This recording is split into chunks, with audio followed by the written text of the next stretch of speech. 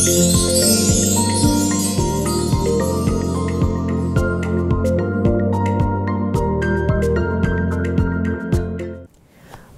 शांति। Hello, नमस्ते, सत श्री अकाल और सलाम। ट्रेजर ऑफ एक्सपीरियंसेस की एक नई कड़ी के साथ हम आपके सामने हाजिर हैं। आज हम आपके साथ बहुत ही सुंदर विशेष आध्यात्मिक अनुभवों के साथ लेकर आए हैं हमारी विशेष आदरणीय प्रवीणा दीदी के साथ। आज हम जानेंगे दीदी की आध्यात्मिक जर्नी कैसे शुरू हुई और उनके विशेष अनुभव दादी जानकी जी के साथ। तो आइए स्वागत करते हैं प्रवीणा दीदी का। दीदी ओम शांति। ओम शांति। आपका ट्रेजर ऑफ एक्सपीरियंसेस में बहुत बहुत स्वागत है। Thank you. तो श्रोताओं, प्रवीणा दीदी 1981 में ब्रह्मा कुमारीज के संपर्क में आए। अपनी पढ़ाई पोस्ट ग्रेजुएशन इन कॉमर्स करके उन्होंने फिर अपना जीवन इस आध्यात्मिक संस्था को समर्पित किया और 1985 से वो समर्पित रूप से ब्रह्मा कुमारीज के हेडक्वार्टर्स माउंट आबू में अपनी सेवाएं देने लग गईं। इनको एक विशेष सौभाग्य प्राप्त हुआ जो दादी जानकी जी के साथ इन्होंने अंग संग रहकर बहुत ही वर्ष सेवाएं दी। दादी जानकी जिन्होंने इस संस्था की बागडोर संभाली 2007 से लेकर 2021 तक। वे 104 इयर्स के थे जब उन्होंने अपना पार्थिव शरीर त्यागा और उनके लिए विशेष कहा जाता है वर्ल्ड्स मोस्ट स्टेबल माइंड।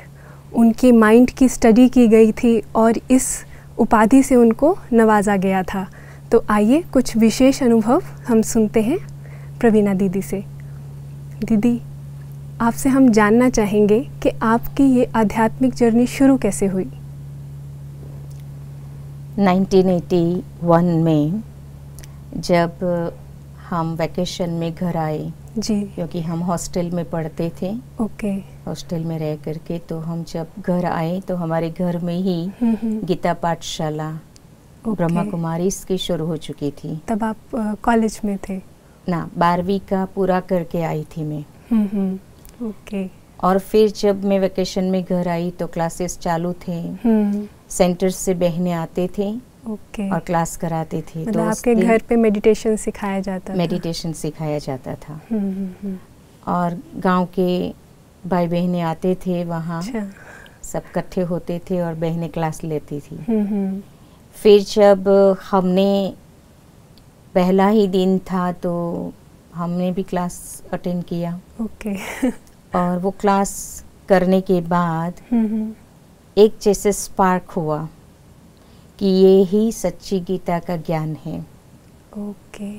और उस समय हमारा एक आध्यात्मिक गीत बना हुआ था जो ब्रह्मा कुमारीज का जी। और वो गीत के अंदर एक लाइन आई थी।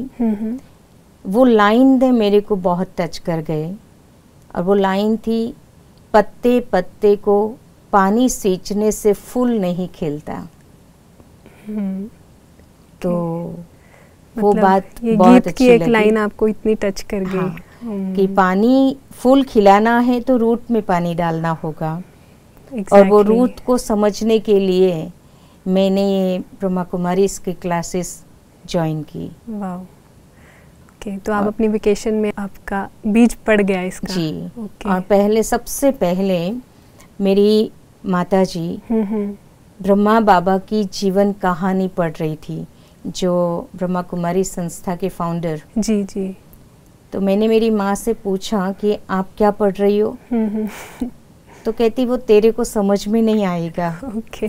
तो मैं सोचने लगी कि अनपढ़ माता कुछ समझ रही है और हमें कहती समझ में नहीं आएगा। तो बाल मानस होने के कारण एक क्यूरियोसिटी कि वो क्या पढ़ रही है। तो वो जब दोपहर को रेस्ट करने चली जाती थी तो मैं वो किताब उठा करके पढ़ने लगी। ओह वाह। और जब मैंने ब्रह्मा बाबा की जीवन कहानी पढ़ी मुझे बहुत ही इंस्पायर किया। okay.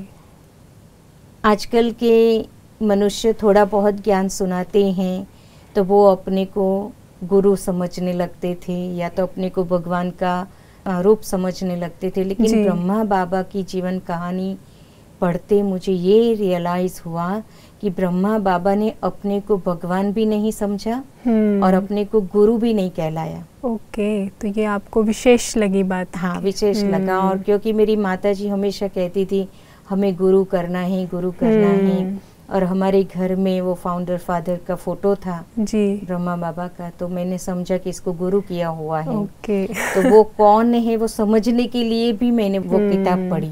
मतलब आपके माइंड में ये भ्रांति हो गई कि इन्होंने ये नया गुरु कर लिया, लेकिन जीवन कहानी से क्लियर हुआ ना वो अपने को गुरु कहते। हाँ। ओके, तो वो बात ने मुझे बहुत आकर्षण किया। तो तब आप 12th में थे, बहुत ही आपकी बाल आयु थी उस समय। तो उस समय से अभी तक तो बहुत लंबी आपकी यात्रा रही है, लेकिन उस समय के कुछ अनुभव, आप ब्रह्मा कुमारीज के हेडक्वार्टर्स भी गए होंगे तब, क्योंकि माउंट आबू आप कहते हैं आप वेकेशंस में जाकर आए। हर वेकेशन में माउंट आबू जाती थी। ओके। जैसे ही वेकेशन पड़ा दूसरे दिन हमारी ट्रेन होती थी। अच्छा। और माँ बाप भी इस आध्यात्मिक मार्ग पर थे तो हमें कभी रोकते नहीं थे। जी जी जी।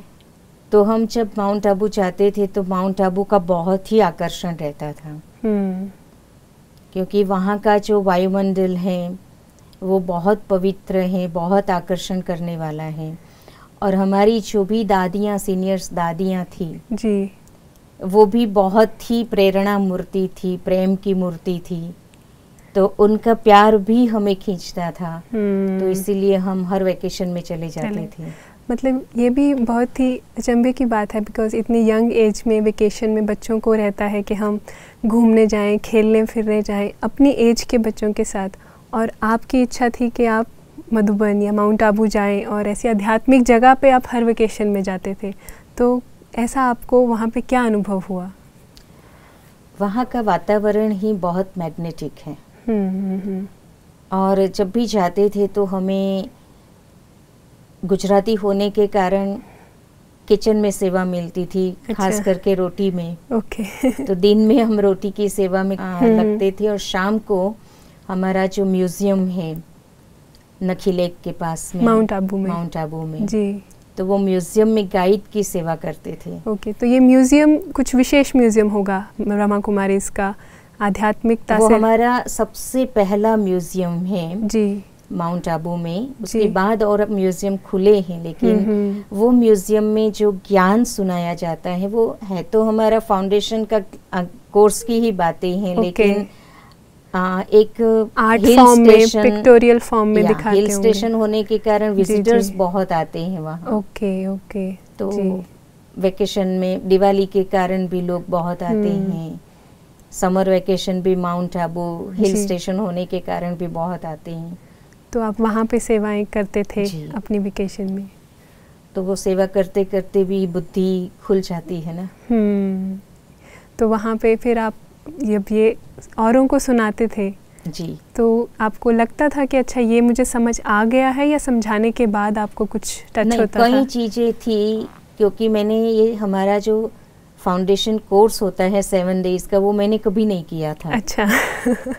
ओके। तो जब वो ज्ञान सुनाते थे लोगों को, तो सुनाते सुनाते हमें क्लैरिटी बहुत हो गई। और कभी कभी क्या होता था कि लोगों के पास ऐसे क्वेश्चंस भी होते थे जी, तो वो क्वेश्चंस का आंसर देते देते भी हमारे अंदर क्लैरिटी आती गई। ओके। तो उनसे हमें बहुत पक्का निश्चय हो गया कई बातों का।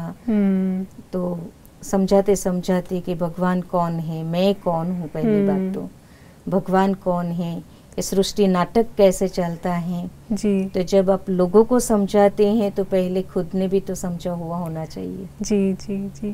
तो ऐसे यंग एज पे आप अपने से बड़ों को समझाते होंगे तो काउंटर क्वेश्चंस आते होंगे, तो उस समय आपको कैसा ऐसा कुछ एक्सपीरियंस याद है जहाँ आपको लगा हो अच्छा कुछ मदद मिली है जिससे आपको? कभी ना कभी ऐसा होता था कि कोई क्वेश्चंस का आंसर हम नहीं दे पाते थे, तो फिर वहाँ हमारी जो बड़ी बहन होती थी म्यूजियम की, जो इंचार्ज बहन, उसको रेफर कर देते थे। वो बहन जी आपको अच्छे से समझाएंगे। तो ये तो रही आपकी वेकेशंस की बात। फिर आप मधुबन में एज अ परमानेंट सेवाधारी के रूप में कब समर्पित हुए और आपने ये निर्णय क्यों लिया? ओके, 1985 में मैं मास्टर की एग्ज़ाम देने के लिए अहमदाबाद आई थी जी। और अहमदाबाद से फिर मैं माउंट आबू आ गई। ओके। और जब मधुबन आई, माउंट आबू आई, तब क्या हुआ कि हमारी जो दादी जी थी, प्रकाशमणि दादी जी, जो संस्था की हेड रही उस समय वहाँ पे, हाँ, जी। 69 से लेकर के 2007 तक जी उन्होंने बागडोर संभाली थी। तो दादी जी ने कन्याओं की ट्रेनिंग में क्लास कराई थी। अच्छा। और वो क्लास की हेडिंग थी, पढ़ो लिखो कुछ भी करो, लेकिन मुझे जवाब दो कल किसने देखा। अच्छा, मीन्स आपने क्लास अटेंड नहीं किया, आप पढ़ रही थी। अच्छा। और वो मैंने पढ़ा, एकांत में बैठ कर के मैं स्टडी करती थी। तो वो क्लास जब पढ़ा मैंने तो मुझे वो बहुत टच कर गया कि कल किसने देखा। मतलब आपको अपने लिए लगा वो क्वेश्चन के मेरे लिए हाँ, कल तो क्या मैं है? फिर गई दादी जी के पास कि दादी मैं तैयार हूँ, मुझे आप सेंटर पर भेजो। वाह। तो मतलब आपने उस समय वो निर्णय कर लिया, वो ठान लिया कि इस ईश्वरीय सेवाओं में आप जाएंगे। जी। बहुत ही सुंदर। तो ये 1985 की बात है। तो जब आप फिर सेवाओं में गए या आप मधुबन में ही रहे, तो कुछ सेवाओं का कुछ विशेष अनुभव जब आप एज अ फॉर्मली इस ईश्वरीय संस्था को रिप्रेजेंट करने लग गए? दादी जी ने उसी समय तुरंत तो मुझे नहीं भेजा जी। कहा कि माँ बाप की छुट्टी लेकर के आओ। ओके। अपने सेंटर की छुट्टी लेकर के आओ। तो मैंने घर जाकर के मेरे माँ बाप को बताया कि मैं 2 मास के लिए जाना चाहती हूँ। अच्छा। और अगर मुझे अच्छा लगे तो मैं परमानेंट करूँगी, नहीं तो मैं वापस आऊँगी। ओके। तो उन्होंने कहा आपका जीवन है, आपको ही डिसाइड करना है। ये तो वंडरफुल है। मीन्स पेरेंट्स को भी आपके डिसीजन पर मतलब उनको भरोसा था कि आप जो निर्णय लेंगे हाँ। वो ठीक रहेगा आपके जीवन के लिए। उन्होंने हमें सब पहले ही कह दिया था ओके कि आपका जीवन है, आपको ही डिसाइड करना है और आप जो डिसीजन लेंगे उसमें हमारा सहयोग हमेशा रहेगा। बहुत ही सुंदर। तो फिर मैं उनकी परमिशन लेकर के, हमारी दीदी की परमिशन लेकर के मैं वापस माउंट आबू गई और फिर बड़ी दादी जी को सुनाया, प्रकाशमणि दादी को जी। फिर दादी जी ने मुझे कहा कि मैं सोचती हूँ कि आपको कहाँ भेजूं। अच्छा। लेकिन फिर 2 दिन के बाद दादी जी ने मुझे कहा कि दादी जानकी आने वाली है और दादी इस बार लंबा रुकने वाले हैं। ओके। तो आप उनके साथ रहोगे। अच्छा, दादी जानकी मतलब ज्यादातर बाहर रहते थे? दादी जानकी जी लंदन रहते थे। संस्था की वो एडिशनल एडमिनिस्ट्रेटिव हेड जरूर थे। ओके। लेकिन लंदन में रह करके विश्व की सेवा करते थे। और वो कभी कभी 1 मास के लिए आते थे, 15 दिन के लिए आते थे। लेकिन उस समय 1986 का जो वर्ष था वो हमारे लिए संस्था का गोल्डन जुबिली वर्ष था। तो दादी जानकी जी को लंबा समय रुकना था। बड़ी दादी सोचते थे कि लंदन से कोई बहन इतना लंबा तो नहीं आ सकती है जी। तो आप रुक करके दादी को मदद करो। वंडरफुल। तो आपके लिए ये एक गोल्डन चांस, गोल्डन जुबली संस्था का, और आपके लिए गोल्डन चांस आ गया। जी। तो उस समय दादी के साथ आपकी कुछ मेमोरीज हैं आपको जो स्मृति में आती हैं? सबसे पहली मेमोरी जब 2 दिन हुआ था दादी के साथ और गुरुवार का दिन था। ओके। और हमारे हर गुरुवार को हम प्रसाद ऑफर करते हैं भगवान को।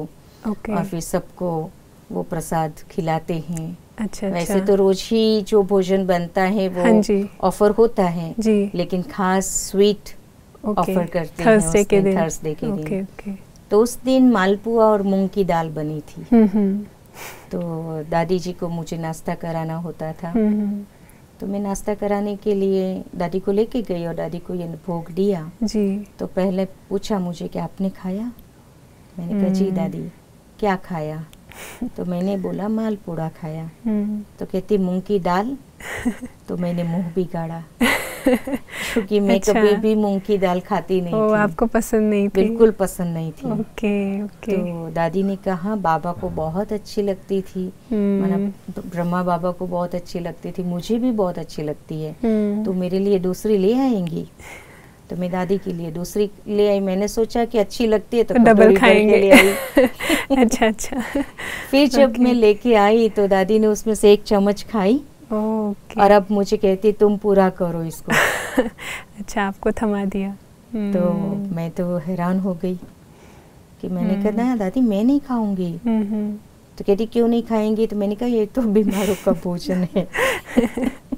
अच्छा। दादी को ये बात अच्छी नहीं लगी, जैसे कि मैंने भगवान के घर का भोजन का अनादर किया, जो ऑफर किया गया है उसका। तो दादी कहती हैं कि जब तक आप ये दाल पूरा नहीं करेंगी मैं उठेंगी नहीं यहाँ से। अच्छा। तो अभी और मुश्किलात हो गई, फिर भी मैंने दवाई समझ करके पी लिया। और फिर शाम को दादी क्लास कराते थे बहुत करके, तो शाम को दादी कहती हैं राजकुमारी हो क्या, ये अच्छा लगता है वो अच्छा नहीं लगता है। तो दादी जी को जो कुछ शिक्षा देनी होती थी वो अपनी क्लास में ही सुना देती थी। और मुझे पर्सनली कुछ नहीं कहा, जी। लेकिन जब क्लास में सुनाया तो मुझे पता चल गया कि किसको कह रही है। अच्छा, मतलब अलग से ऐसे पॉइंट नहीं करते थे, टॉन्ट नहीं अलग करते से दादी बैठ करके कभी हमें डांट वाली बात नहीं थी। तो जर्नल सभी को है और समझने वाले समझ जाते हैं। वो खुद भी समझती है कि किसको कह रही है। लेकिन फिर उन्होंने ब्रह्मा भोजन का कितना महत्व होता है, यज्ञ के भोजन का कितना महत्व होता है, तो वो दादी ने फिर अपनी क्लास में उस दिन अंडरलाइन कराया। और तब से लेकर के मैं बहुत भावना से और बहुत प्यार से वो दाल खाती हूँ। तो जो आपको नहीं पसंद थी वो आपकी पसंदीदा बन गई होगी। बिल्कुल। बहुत ही सुंदर। तो ये तो स्टार्टिंग का अनुभव है आपका, एक तरह से पहली मुलाकात कह सकते हैं, है ना, जो साक्षात फर्स्ट 1-on-1 आपकी पहली मुलाकात है। फिर इतने वर्ष आप दादी के साथ रहे और आप विदेश भी कई स्थानों पर दादी के साथ सेवाओं में गए, तो आपने क्या विशेषताएं दादी में देखी जो आपको लगा हाँ ये मुझे भी अपने जीवन में लानी है? दादी विदेश में रहने के कारण बहुत ही पंक्चुअल, एक्यूरेट थे। क्योंकि ये एक विदेशी का नेचर होता है, तो दादी ने वो बात विदेशियों से अडॉप्ट की थी। तो मैंने देखा कि भले दादी की उम्र बढ़ती चली गई, आई अंडरस्टैंड, तब तो 80s के पास दादी होंगे। हाँ, मैं जब दादी के पास आई तब दादी 70s के थे। लेकिन दादी की धीरे धीरे फिर वो एक्यूरेसी जैसे कि एक फाउंडेशन में थी। तो कभी भी कहाँ पर भी पहुँचना होता था जी, वो डॉट टाइम पर पहुँच जाते थे। कभी कोई बात में एक्सक्यूज नहीं होता था दादी का कि मेरी उम्र हो गई है, मैं अब नहीं कर सकती हूँ, ये शब्द उनके पास थे ही नहीं। दूसरा, हमने देखा कि दादी बहुत एक्टिव रहे, और हम जानते हैं कि विदेश में भी लोग बहुत एक्टिव रहते हैं, तो वो जैसे दादी के अंदर भी एक नेचर बन गई थी। हम देखते थे कि दादी जब कहाँ पर भी होते थे, एट ए टाइम मिलिट्री की तरह कमांडर होता है, वो कैसे सबको बिजी कर देता है, तो दादी की भी वो रही बात कि हमेशा हम लोगों को बहुत बिजी कर देते थे। और तीसरी बात मैंने दादी के अंदर देखी कि बहुत अलर्ट थे। उम्र हो जाती है तो लोग कहीं पर भी लुढ़क जाते हैं, लेकिन दादी में वो नेचर नहीं थी। और हमारा जो सुबह अमृत वेले का मेडिटेशन है जी, वो 4 बजे से 4:45 दादी जब तक कर सकते थे कंडक्ट किया। और एकदम अलर्ट रह करके कंडक्ट किया। और नुमा शाम का भी मेडिटेशन होता है 7 to 7:30 का। जी। वो दादी का हमेशा आग्रह रहता है कि वो खुद कंडक्ट करें, सामने बैठ के सबके। हाँ, सामने बैठ करके। तो वो भी ये उम्र होती है, धीरे धीरे कर्मेंद्रिया भी शिथिल होती जाती है, लेकिन दादी ने कभी अपने शरीर के प्रति इस प्रकार का एटीट्यूड नहीं बनाया कि मैं बुजुर्ग हो गई हूँ, मैं नहीं कर सकती हूँ, ये नहीं था। तो आप तो दादी के अंग संग रहे हैं, मतलब हम दादी को क्लास में देखते थे, है ना, सभी भाई बहनें की दादी क्लास कराते थे। कुछ विशेष दादी के दिनचर्या में ऐसी जो बात थी जो आपको लगा हाँ जो दादी को दादी बनाती थी, ऐसा कुछ आपका अनुभव है? एक्चुअली दादी बनी, नो डाउट्स, क्योंकि दादी ने कई बातों का बहुत गहरा अनुभव भी किया था और अपने जीवन में प्रैक्टिकल भी किया था। ओके। एक बात तो भगवान के महावाक्य जो होते हैं, हाँ जी, वो महावाक्य को बार बार स्टडी करना। दादी ने हम लोगों को एक एग्जाम्पल सुनाया था जी, कि जब दादी यज्ञ में आई थी तो 1.5 साल लेट आई थी। जब स्थापना हुई 1936 में। जी जी। और दादी जब 1.5 साल लेट आए यज्ञ के अंदर, तो दादी ने जो हमारे ब्रह्मा बाबा थे उनसे पूछा जी कि बाबा मैं क्या पुरुषार्थ करूं कि मैं इन सब के साथ हो जाऊं। तो बाबा ने कहा कि बच्ची मुरली जो है वो 6 बार पढ़ो। अच्छा। तो दादी ने सोचा कि मैं 6 बार क्या 12 बारी पढ़ूंगी। और उन्होंने 6 मास तक खटिए पर नहीं सोया। 6 मास तक दादी वहाँ, उस समय ना बेंच हुआ करती थी लकड़े की। अच्छा। तो वो बेंच पर अपना सर लगा लेते थे। हाँ जी। जब नींद आती थी तो, लेकिन जब जाग हो जाती थी वापस मुरली पढ़ना शुरू करते थे। बारंबार पढ़ना मतलब बहुत ही उसने जी। मतलब वो जो मिस हुआ था ना, वो गैलप करने के लिए ये पुरुषार्थ किया। और हमने देखा कि दादी फिर जो दादियाँ थी उनके संग आ गई। मतलब ज्ञान की जो समझ है, जो धारणा है, उनमें दादी भी उतने ही लेवल पे आ गए। तो अभी तक भी जब वो 90 की हुई, 100 की हुई, लेकिन खुद पढ़ना, ऐसे नहीं कि मैं नहीं पढ़ सकती, खुद पढ़ना। हालांकि धीरे धीरे विजन भी माइनस होता गया। जी जी। फिर भी बड़े राइटिंग करके देते थे फिर, क्योंकि उम्र के हिसाब से पढ़ने में भी इजी हो गई। जी जी। मतलब तो ये जो डेडिकेशन है दादी ने लास्ट तक रखी। जी। एक बार का मुझे अनुभव याद है कि एक बार दादी हॉस्पिटल में थे जी, और बहुत ही सीरियस कंडीशन थी दादी की। तो कोई एक बहन ने मुरली सुनाई दादी को अहमदाबाद में। 10 दिन के बाद जब दादी ठीक हो गई जी, तो दादी ने मुझे कहा कि मुझे पिछले 10 दिन की मुरली दो। अच्छा। तो मैंने कहा दादी आपने सुनी तो है ना? कहती नहीं, मुझे खुद पढ़ना है। अच्छा, पढ़ी नहीं तो वो पढ़ी नहीं। तो दादी ने खुद वो 10 दिन की मुरलियाँ एकांत में बैठ करके स्टडी किया। वाह।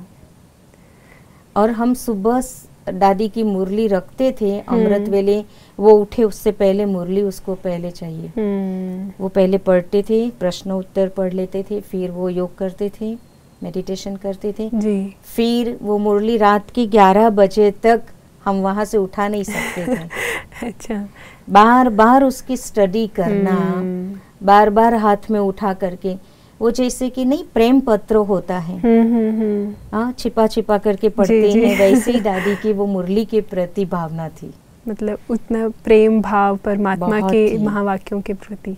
बहुत ही वंडरफुल एक्सपीरियंस है। एंड ये इंस्पायर करता है कि मतलब हमारी लाइफ में जो पॉजिटिव कोई दिनचर्या में हम लेकर आते हैं उसको डेडिकेशन से कैसे फॉलो करना है, और वो ईश्वरीय महावाक्य हैं तो उसके प्रति वो रिगार्ड कैसे रहना चाहिए। तो आपने एक बात टच की कि जैसे दादी की बहुत ही क्रिटिकल स्टेज थी उस टाइम, तब भी उनके माइंड में वो रहा कि स्टडी फिर भी कंटिन्यू करनी है। तो ऐसे तो कई बार ऐसे हुआ कि दादी बहुत ही नाजुक अवस्था में आ गए थे, तो फिर दादी एकदम से खड़े हो जाते थे तो वंडर लगता था। तो ऐसा क्या था जो दादी में पूरी शक्ति फिर से भर जाती थी इतने वीक होने के बाद भी? हमने इन आँखों से देखा है दादी को कि कई बार वो शरीर छोड़ने की कगार पर पहुंचते थे और वापस आ जाते थे। क्योंकि एक बार बाबा ने दादी को वरदान दिया था जी कि बच्ची ने प्रकृति से बहुत सेवा लिया है। ओके। प्रकृति की भी बहुत सेवा किया है, लेकिन प्रकृति अंत तक उसको मदद करेगी। ये शरीर हमारी प्रकृति है जी, और वो अंत तक उसको मदद करेगी। तो डॉक्टर्स कई बार जवाब दे चुके होते थे, इम्पॉसिबल पॉसिबल हो जाता था। एक बार दादी अहमदाबाद में थे जी, तभी भी दादी को डॉक्टर्स ने तो जवाब दे दिया था कि अगर ये 48 आवर्स सरवाइव कर गई तो कर गई जी। लेकिन आधी रात को दादी बहुत सीरियस कंडीशन में आ गई थी। डॉक्टर्स को बुलाया रात को 2:30 बजे और डॉक्टर्स आए तो दादी कहे कि तुम मेडिकेशंस की बात मत करो, पहले अच्छा। तुम मेडिटेशन करो फिर मैं मेडिकेशंस की बात तुम्हारी सुनूंगी। अच्छा मतलब दादी को मेडिटेशन ज़्यादा जी इम्पोर्टेंट लग रहा है। ओके। 2014 में बॉम्बे में दादी को एडमिट किया था जी। डॉक्टर्स ने जितनी जांच करनी थी वो सब कर लिया और फिर हैंड्स अप कर लिया कि प्लीज़ अब मैं नहीं कुछ कर सकता हूँ, आप दादी को ले जाइए, आप आबू ले जाइए, मिरेकल ही उसको बचा सकता है। ओके। हमारे हाथ में नहीं है। और सचमुच में मिरेकल हुआ जो दादी 2020 तक हमारे साथ रहे। ये तो बहुत ही मतलब जैसे आपने बोला परमात्मा का वरदान है कि वो प्रकृति को ऐसे जीत लिया उन्होंने और योग बल से अपने शरीर को चलाया। हाँ, बाबा हमेशा कहते हैं योग बल से आयु बढ़ेगी। वो हमारे लिए जैसे ग्रेट एग्जाम्पल रहे। राइट। और हमने ये भी देखा दादी को जब पूछते थे ना कि दादी ये कैसे होता है, क्योंकि आम इंसान जी लाइफ के अंदर होते हैं तो कई बातें भी आती हैं जी, लेकिन दादी के पास 0 व्यर्थ था।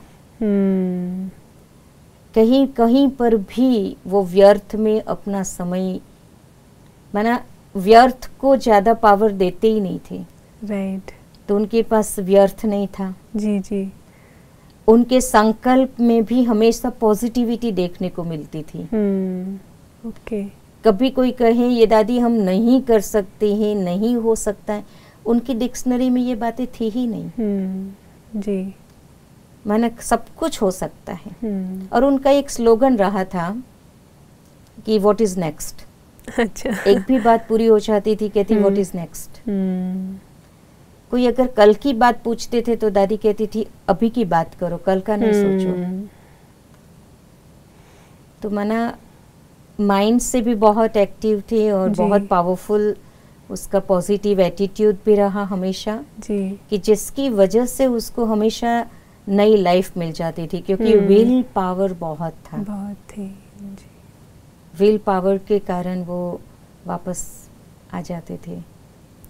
तो जैसे आपने बोला कि कोई ऐसे कहता था नहीं हो सकता था, तो दादी के साथ जो आप लोग सभी रहते थे, जो उनकी मदद करते थे डिफरेंट सेवाओं के लिए, तो छोटे बड़े सब होंगे आपकी टीम में भी, तो फिर ऐसा कुछ होता था कि कोई नहीं कर पा रहा या नहीं करना चाह रहा, तो फिर दादी का मोटिवेट करने का तरीका क्या रहता था? कोई अगर नहीं करता था, अगर वो कहता था कि दादी ये मेरे बस की बात नहीं है, तो दादी उसको थोड़ा प्यार से समझाने की कोशिश जरूर करेंगे। फिर भी वो कहे कि मैं नहीं करना चाहती हूँ, तो दादी प्यार से दूसरे से करवा लेते थे।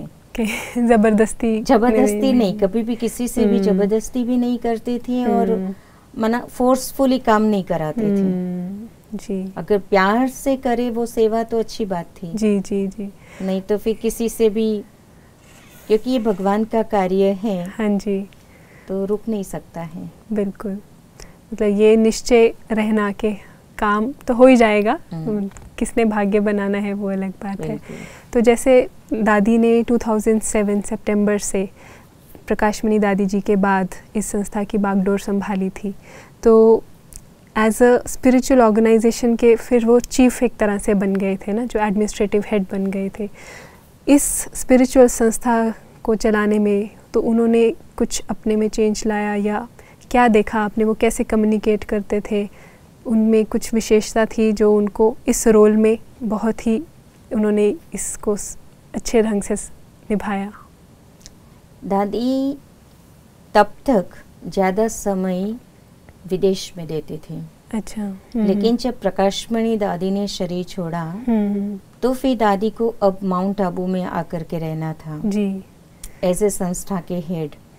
और उस समय दादी की एज भी बहुत हो गई। हाँ, 90 तो हो चुके थे दादी। और दादी ने विदेश छोड़ने में एक सेकंड भी नहीं लगाया। अपनी जिम्मेवारी क्या है वो दादी ने समझा। जी जी। तो दादी को विदेश छोड़ करके भारत में आकर के रहे।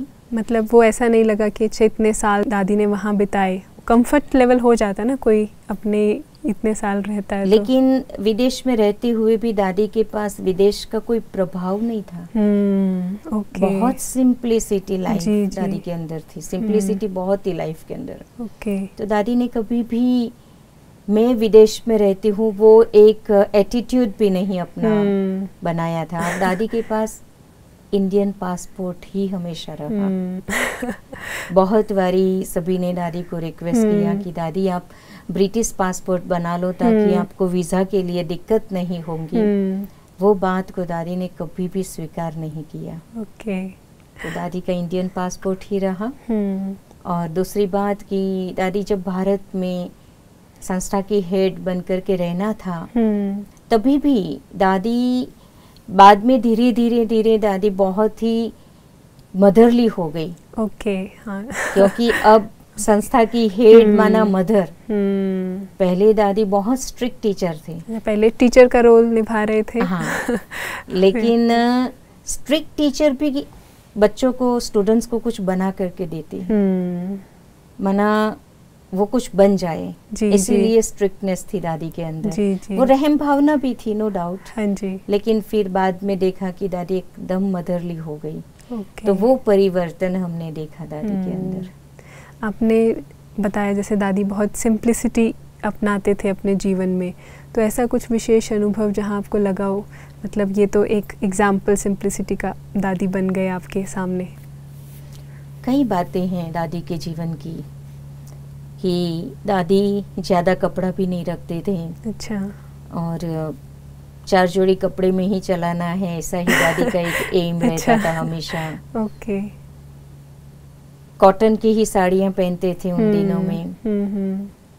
हम कॉटन की साड़ी पहनते तो स्टार्च करते, दादी स्टार्च भी नहीं करते थे। ऐसे ही सिंपल पहनते थे। दूसरा, एक बारी मैं दादी के लिए चप्पल ले आई, 700 रुपीस की चप्पल थी। ओके। मतलब तब और मुझे पता था कि दादी पूछेगी जरूर कि कितने की आई। और वही हुआ कि दादी ने मुझे पूछा कि कितने की आई, तो मैंने कहा दादी 200 की आई। अच्छा। क्योंकि मुझे पता है कि 700 की बोलूंगी तो दादी बिल्कुल एक्सेप्ट नहीं करेंगे। तो मैंने समझा 200 की बोलेंगी तो दादी एक्सेप्ट कर लेंगी। जी। तो दादी कहती है 200 की चप्पल, मानो वो भी उसको बहुत महंगी लगी।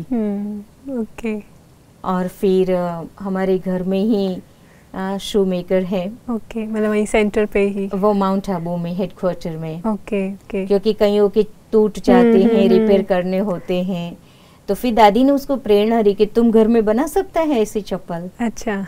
तो फिर कहता है हाँ दादी बना सकता हूँ। अरे वाह। तो कहते कितने में बनेंगी? तो कहना 70-80 में बनेगी। फिर दादी ने उनकी ही बनी हुई चप्पल हमेशा पहनी। उन्होंने बाहर से फिर एक्सेप्ट वो नहीं किया? नहीं करती थी। मतलब ये इतना इकोनॉमी करना कि जो घर से हम बना सकते हैं, जैसे आजकल हम कह रहे हैं गो लोकल, है ना, लोकल को अपनाएं, तो ये तो और भी है जो हम खुद कर सकते हैं, बना के पहन सकते हैं। बहुत ही सुंदर। तो ऐसा और भी विशेष कोई आपको लगता हो जो दादी में कोई ऐसी हॉबी हो जो दादी मतलब करती थी, क्योंकि हमें नहीं पता, लेकिन आप उनके साथ रहते थे, कुछ ऐसा विशेष उनकी दिनचर्या में? हम कहीं पर भी जाते हैं, चाहे विदेश में जाएंगे चाहे भारत में जाएंगे, तो हम लोगों को रहता है कि हम शॉपिंग में जाएं। और दादी ने कभी भी शॉपिंग मॉल नहीं देखे हैं। ओके। विदेश में रह के भी? विदेश में रह करके भी दादी कभी भी खुद के लिए या ऐसे गिफ्ट खरीदने के लिए भी कभी भी शॉपिंग में नहीं गई है। और दूसरा, दादी को हॉबी जो कहते हैं वो ये थी कि कहाँ पर भी सागर होता था वहाँ दादी जरूर जाते थे, क्योंकि वो अनलिमिटेड है। दादी को बहुत अच्छा लगता था वहाँ। तो कभी भी होता था तो दादी कहती है मुझे बीच पर जरूर ले जाना। अच्छा। तो मतलब हमेशा वो इस विश्व की सेवा, जैसे दादी तो ब्रह्मा कुमारी संस्था की विश्व सेवाओं के निमित्त बने एक तरह से, तो वही बेहद की उनकी नज़र हमेशा रहती थी। तो दीदी एक बात बताइए, जैसे आप दादी के साथ रहते थे, तो इस आध्यात्मिक मार्ग पे दादी कुछ विशेष अटेंशन रखती थी जो उनके पुरुषार्थ में आपके साथ उन्होंने शेयर किया हो? दादी का अटेंशन हमेशा कनेक्शन जैसे भगवान के साथ जुड़ा रहे, वो हमेशा उसका अटेंशन रहता था। हम ट्रैवलिंग करते थे दादी के साथ जी, कार में होते थे, और हमारा जो ट्रैफिक कंट्रोल का टाइम होता है ओके, कि ट्रैफिक कंट्रोल माना हम पॉज करें और अपने मन को भगवान में लगाएं, तो वो टाइम दादी को खींचता था। अच्छा, घड़ी कभी नहीं पहनते थे दादी, लेकिन सुबह 7 बजे, 10:30 बजे, 12:30 बजे, फिर शाम को 5:30 बजे और 7:30 बजे, वो टाइम दादी का जैसे कि यहाँ फिक्स हुआ था। अच्छा, ऑटोमेटिक उनको खिंचाव होता वो था। ड्राइवर को बोलेंगी कि 10:30 बजा होगा, गीत बजाओ। अच्छा, और सचमुच में 10:30 के आसपास ही होता था, और दादी वो गीत बजवाते थे कि चलो ट्रैफिक कंट्रोल का गीत बजाओ। और जैसे आप दादी के साथ रहते थे, आपकी टीम रहती थी, तो दादी कभी ऐसे विशेष आप लोगों के साथ कुछ विशेष अनुभव शेयर करते थे, या आपकी इस मार्ग पे क्या उन्नति हो उसके लिए कुछ विशेष टिप्स आपके साथ शेयर करते थे? हाँ, हम होता था कि कभी कभी दादी अचानक सबको बुला लेती थी, जो आप साथ में रहते थे वो, और लंदन में भी रहते थे तो भी दादी कहते थे चलो आज घर वालों के साथ बैठेंगे। अच्छा, घर वाले माना जो आसपास में सेवा करने वाले होते थे। जी। लंदन में भी बहुत सारे भवन से हमारे जो समर्पित बहनें हैं, ओके, तो दादी उन्हों के साथ बैठते थे। तो आधा घंटा मेडिटेशन करना, सबको फिर पूछते थे कि अभी आप लोग बताओ कि ये पूरा सप्ताह में किसने क्या किया, कौन सी बात आप लोगों ने अपने जीवन में अंडरलाइन किया, क्या पुरुषार्थ आप लोग कर रहे हैं, ताकि कोई ढीला ढाला पुरुषार्थी होता था तो वापस उसको बूस्ट मिल जाती थी, क्योंकि सबको सुनाना ही है। हाँ, तो सुनते हैं तो इंस्पिरेशन आती है, हम भी करके एक दूसरे से जब नई नई बातें सुनते हैं तो अच्छा लगता है कि कौन किस रफ्तार में जा रहे हैं। बहुत ही सुंदर। और कभी कभी दादी ये भी कह देती थी कि ये क्या चीटी मार्ग का पुरुषार्थ है आपका। अच्छा, ऐसा पुरुषार्थ नहीं होना चाहिए। पुरुषार्थ में नवीनता भी हो, और कोई नवीनता वाला पुरुषार्थ सुनाते थे ना दादी को बहुत अच्छा लगता था। फिर कहती थी मैं भी करूंगी ये पुरुषार्थ। अच्छा, मतलब उनको प्रेरणा देने के लिए। बाकी दादी ने तो पुरुषार्थ करके पुरुषार्थ भी दादी का जैसे संपन्न हो गया था। जी, बहुत ही, कुछ और करने का तो रहता नहीं था। बिल्कुल सही कहा आपने। इतने वर्षों की तपस्या, उसके बाद ज्ञान का अध्ययन इतना गहन किया दादी ने। तो ऐसी कोई एक विशेष पॉइंट जो आपने तो 3 बातें पहले बताई हैं, उसके अलावा जो आपने अभी भी बांध रखी हैं, जो दादी ने कही हुई हो आपको पर्सनली और आपको अभी भी याद हो? हाँ, मैंने एक बात को अंडरलाइन किया था, और वो ये बात थी कि एक बार दादी को मैंने कहा कि दादी, हम कोई भी प्रॉब्लम आपके पास लेकर के आती हो ना, आप ज्ञान ही सुनाते हो। अच्छा।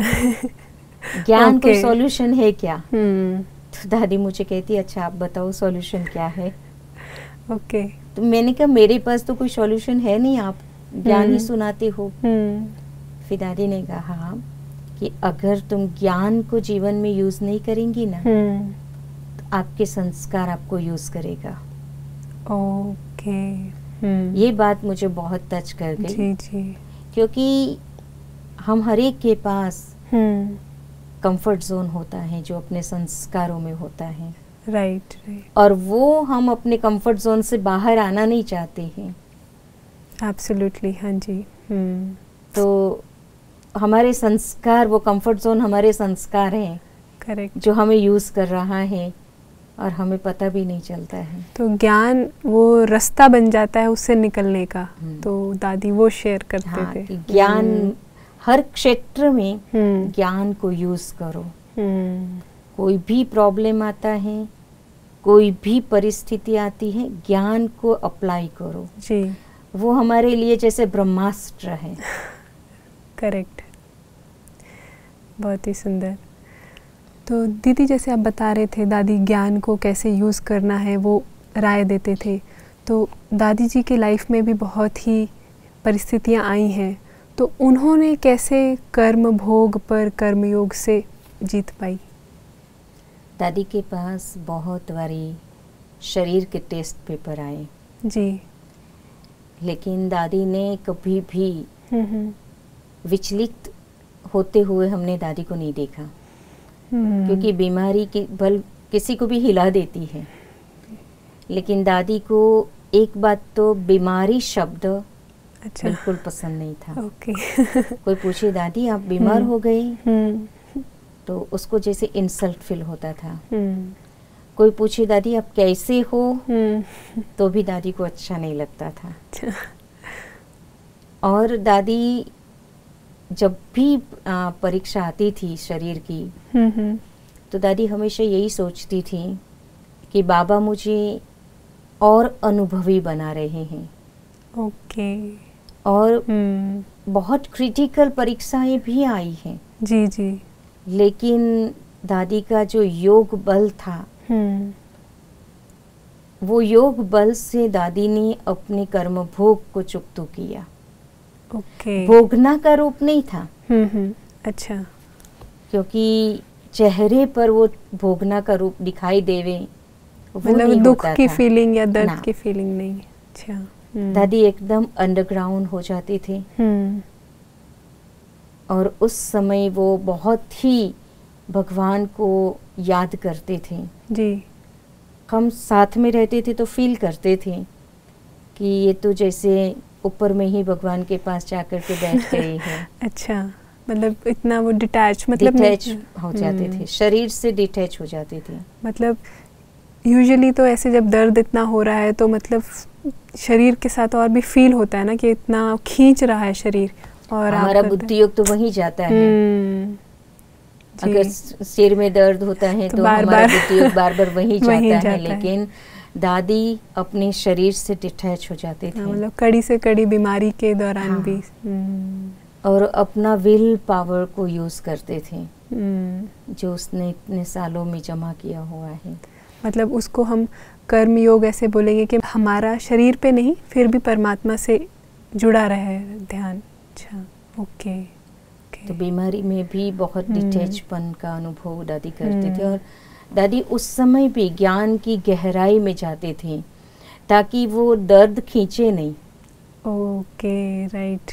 और फिर जब दादी बीमारी से बाहर आते थे तो दादी कई ऐसी गहरी बातों के साथ आते थे। जी जी। फिर शेयर करते थे, क्लास में भी शेयर करेंगे, जो मिलने आएगा उनके साथ भी वो बात दादी शेयर करेंगे। जी। दादी कई बार अपनी क्लास में ये बात कहते थे, मैं रोज सुबह 3 गोली खाती हूँ। अच्छा। कौन सी वो 3 गोली? प्रेम, शांति, ओके, और धीरज। अरे वाह। ये 3 गोली मैं रोज खाती हूँ।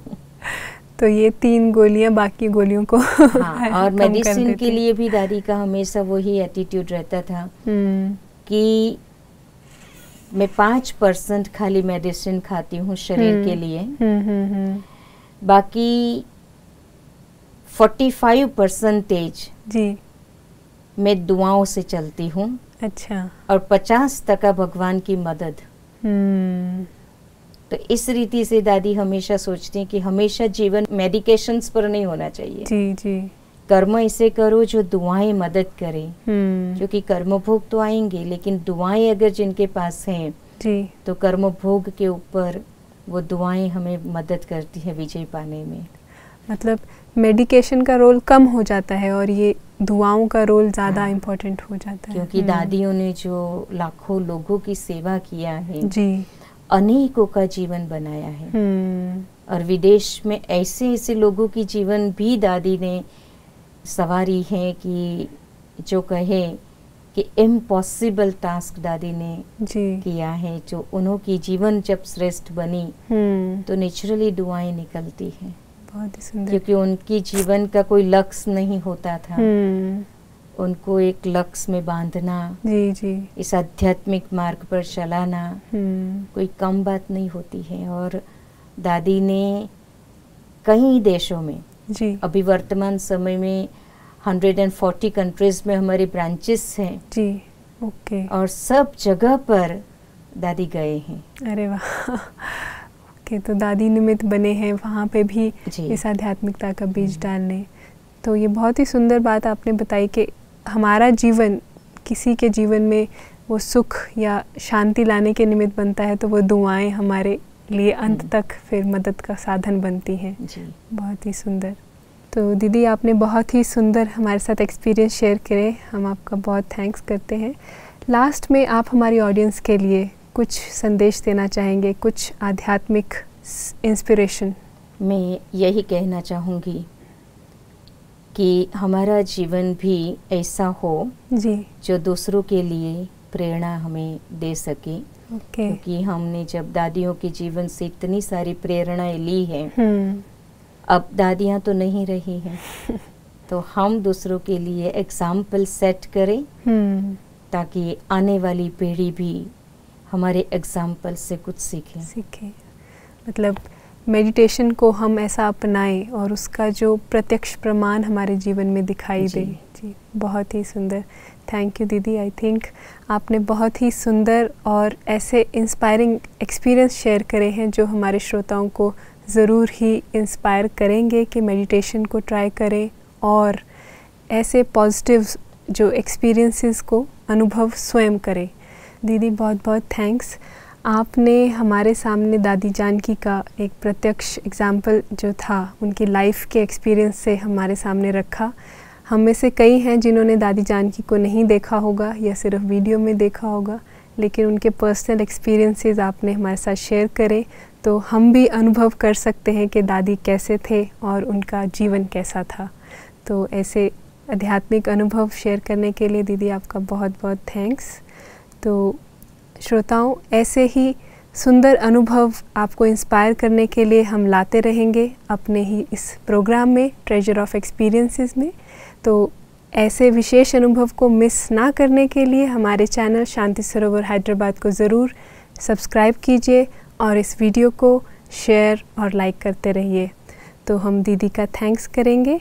अगली कड़ी में फिर किसी विशेष हस्ती को आपके सामने लेकर आएंगे।